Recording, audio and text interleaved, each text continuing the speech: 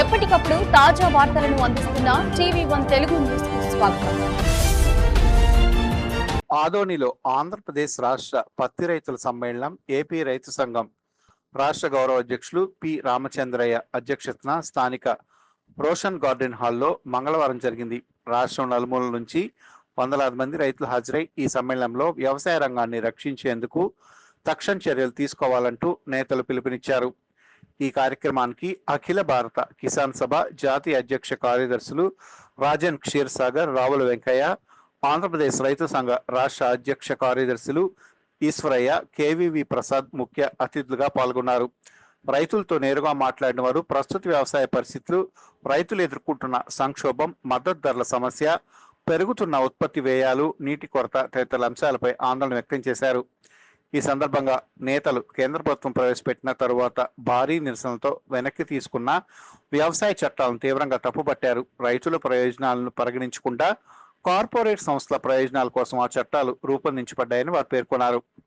రైతు రుణభారం రోజు రోజుకి పెరుగుతుంది. కనీస మద్దతు ధరను చట్టబద్ధ చేయడం తప్ప మరే ఇతర మార్గం లేదని, రైతును రక్షించకుండా దేశ అభివృద్ధి సాధ్యం కాదని వారు తెలిపారు. వ్యవసాయం లాభసాటి కాకపోవటం వల్ల యువత రంగం నుంచి దూరమవుతుందన్నారు. రైతుల సమస్యలను ప్రభుత్వం పట్టించుకునేలా ఒత్తిడి తెచ్చేది రైతుల ఐక్యం మాత్రమే.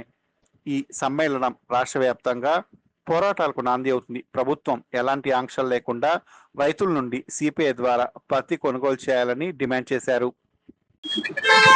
ఈనాడు రాష్ట్ర స్థాయి పత్తి రైతుల సమ్మేళనం ఆదోన్లో నిర్వహించడం మా ప్రాంతానికి గుర్తింపు వచ్చిందని మేము భావిస్తున్నాం. ఇందులో భాగంగా ఆహ్వాన సంఘంలో నన్ను సభ్యునిగా తీసుకుని ఈరోజు సమావేశానికి ఆహ్వానించేందుకు కూడా నిర్వాహకులకు ధన్యవాదాలు చెప్పుకుంటూ, నేను వ్యక్తిగత పనులు ఉన్నందున ఇప్పుడే నేను మాట్లాడి వస్తున్నా. అదే ఇక్కడ మీకు చెప్పదలుచుకున్నా. అయ్యా, పత్తి రైతులకు సమస్యలు చాలా ఉన్నాయి. కానీ రైతుల సమస్యలు రైతులు పరిష్కరించలేదంటే వ్యక్తులుగా సాధ్యం కాదు సార్. ఖచ్చితంగా సహకార సంఘంగా ఏర్పడి సొంతంగానే మనము ఒక మిల్లులు వేసుకొని మనం దానికి వాల్యూ అడిషన్ అంటే విలువ జోడిస్తే తప్ప ఇది ఖచ్చితంగా సాల్వ్ అయ్యే ప్రశ్న కాదు. ఇది సాధ్యమని మనం రైతులు బాధపడుతుంటారు. ఇది సాధ్యమే. ఈరోజు నేను రీసెంట్ గా ముంబైకి పోయి వచ్చినాను పత్తి రైతు సమావేశంలో. అక్కడ మనం ఏంటంటే అక్కడ మహారాష్ట్ర, గుజరాత్ లో ఉన్నట్టు మన రైతులకు ఇక్కడ ఆంధ్రప్రదేశ్, కర్ణాటక, తెలంగాణలో లేదు. నేను పోయిన నెలనే పోయి వచ్చాను, సెప్టెంబర్ నెలలో పోయి వచ్చాను. నేను అందుకే కోరేది ఏమిటంటే అక్కడ సహ్యాద్రి FPO అనేది 2010లో ప్రారంభించి ఈరోజు 600 కోట్ల టర్నోవర్తో నడుస్తాం సార్. ఇక్కడ ఆదోన్లో ఉన్నటువంటి 3 స్పిన్నింగ్ మిల్లు పోయినాయి. పత్తేమో 10 రెట్లు దిగుమతి అయింది. అప్పుడు 3 ఉంటే ఇప్పుడు 1 లేకపోవడం కారణం ఏమిటంటే ఇక్కడ ఉన్నటువంటి పెట్టుబడిదారులు మా ఆదోనికి రారు. వాళ్ళకంతా ఎయిర్పోర్ట్లు ఉండాలా, మంచి మంచి రోడ్లు ఉండాలా, కాబట్టి రారు. కాబట్టి ఇక్కడ మనం చేయాల్సిన పని ఏమిటంటే ఇప్పుడేమో ముఖ్యమంత్రి గారు ఇంటింటికి ఒక పారిశ్రామికవేత్త అంటున్నాడు. కాబట్టి ఆయన్ని సవినంగా కోరుతున్నాము, అయ్యా ఈ ప్రాంతంలో నీవు అవకాశం ఇస్తే సహకార సంఘం ద్వారా రైతులంతా కలిసి ఒక స్పిన్నింగ్ మిల్లు వేసుకుంటారు. దానికి ఇవ్వాల్సింది ఆర్థిక సహాయము, ల్యాండ్ ఒకటే. పత్తి రైతులు పండిస్తాడు. సహకార రంగంలో మేమంతా పత్తి కొనుగోలు చేస్తాం. కొనుగోలు చేస్తే దాన్ని దారంగా మార్చి దారంగా మేమే అమ్ముతాము. కాబట్టి ఆ వెసులుబాటు రావడానికి ఈ ఆదోని ప్రాంతంలో ఈ స్పిన్నింగ్ వేయడానికి నేను లోకేష్ బాబు గారికి ఇచ్చినటువంటి వినతి పత్రం మీద ఇండస్ట్రీ డిపార్ట్మెంట్ వాళ్ళు కూడా వెండర్స్ని పంపించినా కూడా వాళ్ళు ఏమంటారంటే ఆల్రెడీ పెద్ద తుమ్మలంకి అయిపోయింది అన్నారు. ఎక్కడేం చేశారో తెలియదు. మాకైతే మా గ్రామం పెద్దారివాణంలో 15 ఎకరాల గవర్నమెంట్ భూమి ఉంది. ఆ 15 ఎకరాల గవర్నమెంట్ భూమిలో మాకు ఒక 4 ఎకరాలు కేటాయించి వాళ్ళొక 10 కోట్లు ఇవ్వగలిగితే రైతుల ద్వారా మేము ఖచ్చితంగా స్పిన్నింగ్ మిల్లు ఏర్పాటు చేస్తాము. 3 నడిచిన కాడ ఇప్పుడు 1 నడచడం చాలా సులభము. తర్వాత ఇంకోటి ఏమంటే సీసీఐలో జరిగే మోసాలు కూడా చాలా ఉన్నాయి. అంటే రైతులకు తెలియవు కాబట్టి మీకు కూడా చెప్తున్నానన్నా. మనం అనుకుంటాము సీసీఐ 8,100 ఇచ్చింది సంతోషమనే.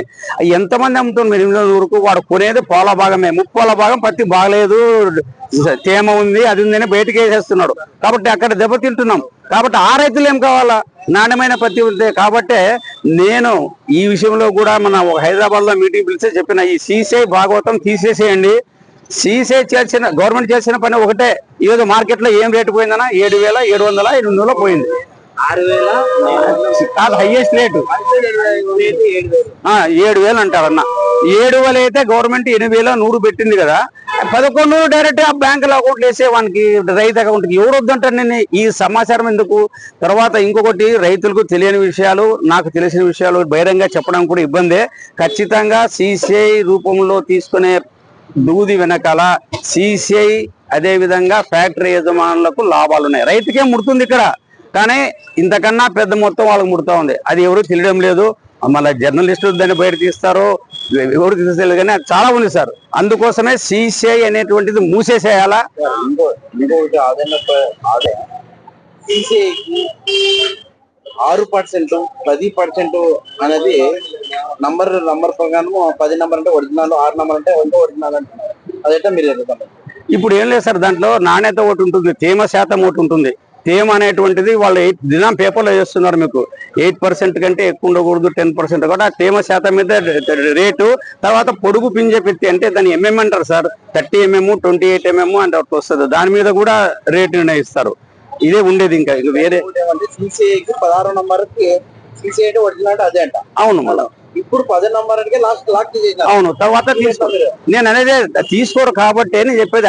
ఆ రైతులు ఎక్కువ ఉన్నారు. 10వ నంబర్ తర్వాత తీసుకొని రైతులు పంటని ఎక్కువ ఉంది. వాళ్ళే ఇప్పుడంతా ఎగబడి అమ్ముతా ఉండేది. విధి లేక పత్తి వానాలు వచ్చి చెడిపోయి ఉంటది, పత్తి నల్లగా ఉంటది, తీసుకోరు. కాబట్టి ప్రభుత్వము డిఫరెన్స్ అమౌంట్ వేయాలి సార్. నేను కూడేది ఏమంటే డిఫరెన్స్ అమౌంట్ వేస్తేనే బాగుపడతారు రైతులు. కేవలం మంచి పత్తి మాత్రమే తీసుకుంటే లాభం ఏముంది? ఈ రైతులు ఏం కావాలా? కాబట్టి మంచి పత్తి రేటుకు ఈ రోజు ఉన్న రేటుకు ఏం డిఫరెన్స్ ఉంది సార్? ఇది ఆదోని మార్కెట్ లో 7,800 పోయింది అనుకో, ఆ డిఫరెన్స్ 1000 రూపాయలు ప్రతి ఒక్క రైతుకి ఇవ్వాలా. 6,000 పోయిన యాపకి ఇవ్వాలా, 5,000 పోయిన యాపకి ఇవ్వాలా. ఎందుకంటే 5,000 రూపాయల పత్తి సీసే జన్మలో కొనుక్కోదు, అది కొనాల్సిందే ఇక్కడ లోకల్ మిల్లులే. కాబట్టి వాళ్ళకు కూడా గిట్టుబాటు కావాలంటే వాళ్లకు కూడా డిఫరెన్స్ రేటు సీసే వేస్తేనే అందరు రైతులకు అవుతుంది సార్. ఈ విషయంలో రైతులు ఒక ఉద్యమం లేవదీయాల. విషయంలో నేను కూడా పత్తే సార్, నా యాప్ వేసుకున్నా, కిసాన్ యాప్, అది పనిచేయడం లేదు. నేనే చెప్తున్నా, నేను సీసీ ఆఫీస్ పోయిన ఎన్డీబీఎల్ పోతే ఆయన ఏమంటాడు, నువ్వు ఆడపోయి ఆడ సచివాలయంలో సెక్రటరీ అడగమంటాడు. అతను రైతు ఉంటాడు, వ్యవసాయ సహాయకుని, ఆయన అంటాడు మాకు ఇంకా సర్వర్ పని చేస్తారంటాడు. కాబట్టి ఈ ఇబ్బంది నాలాంటి అనుకున్నాయి. కాబట్టి ప్రతి రైతుకు ఇబ్బంది ఉంది. ఇది చాలా ఘోరమైన పరిస్థితి. యాప్లు మ్యాప్లు అనేదానికంటే తమ్ముడు నేను చెప్తున్నా, ఫ్యాక్టరీల సీసీఐల మధ్య ఉన్న భాగవతం ఉంది, అది బయటికి తీస్తే బాగుంటదని చెప్పేసి నా అభిప్రాయం. మరి దానికి మేమేం చేయలేము సార్. దానికి మనం ఎందుకంటే ప్రభుత్వం డైరెక్ట్ బ్యాంక్ అకౌంట్ ఇస్తుంది కాబట్టి వాళ్ళు బ్యాంక్ లోన్ పట్టుకుంటారు. అదే దాన్ని చేయలేము సార్, అది ఏం చేయలేము. మార్కెట్ యార్డ్ షాప్ కూడా వాళ్ళు ఎందుకు పోతుందంటే ఈ సీసీఐ గవర్నమెంట్ పట్టుకుంటుంది అనుకుంటున్నా, వాళ్ళు కూడా షాప్ కూడా వెళ్తుంది. అది దాలంగడికి కూడా ఉంది. దాలంగడిలో ఏం లేదు, దాలంగడిలో ఏం వేయరు కదా. దాలంగడిలో డైరెక్ట్ ఇచ్చేసి క్యాష్ ఇస్తారు కదా, అందుకోసమే దాలంగడికి పోతారంట రైతులు. మీరు ఈ అప్పు పట్టుకుంటారు భయపడి. సట్ అయితే గవర్నమెంట్ డిమాండ్ చేయొచ్చు, ఇది మాత్రం ఇచ్చేసేయాలా, లోన్ తర్వాత వసూలు చేసుకోమని చెప్పే విషయాన్ని ప్రభుత్వం పరిశీలించాలా. కరెక్ట్ మీరు చెప్పింది. అందుకోసమే దాలంగడికి పోతున్నారు వీళ్ళు బ్యాంక్ లోన్ పట్టుకుంటారని. Thank you sir. నా పేరు ఆదినారాయణ, పెద్దాయవనం నాది. నేను ఆడా కన్వీనర్ గా ఉన్నాను.